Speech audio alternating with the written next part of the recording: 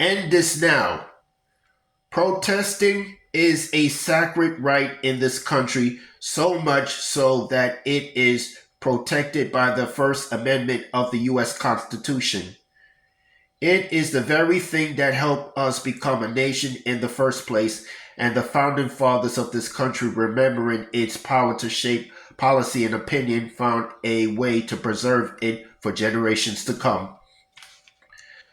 But you need not be a legal scholar or a Supreme Court justice to understand that the protections which the First Amendment provide does not give protesters carte blanche to do whatever they want. Anyone with a shred of common sense understands that.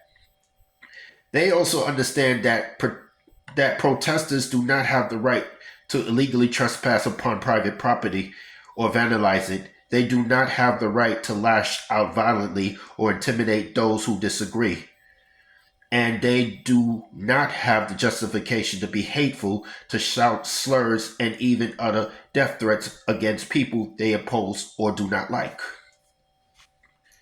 Where is the understanding of this from many of the protesters currently assembled on the campuses of Columbia University, NYU, City College, and other institutions of higher learning across the country? They claim to want peace in Gaza and a free Palestine, but they do not use the language of individuals truly advancing peaceful coexistence. They shout from the river to the sea, not because they want Israelis and Palestinians to live side by side. They want to wipe Israel out.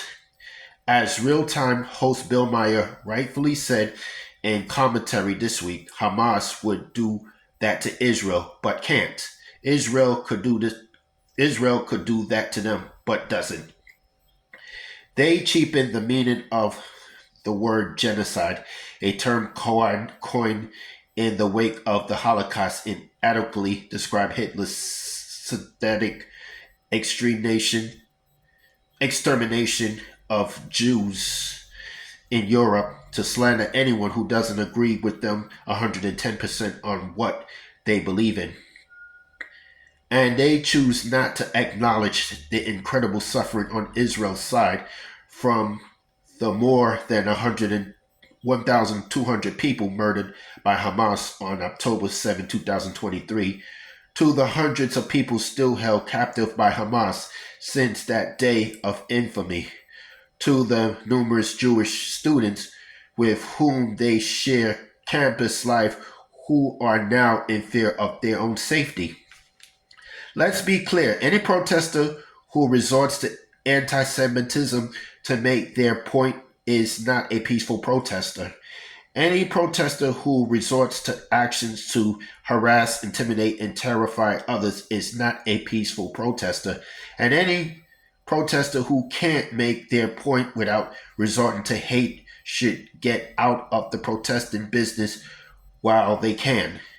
Enough damage has been done to young people, to Jewish New Yorkers, to institutions, to the city. Enough pain has been inflicted. This ugly episode must come to a peaceful end. It's time for the college protesters to stop. Let's end this now. That's all I have to say for this video.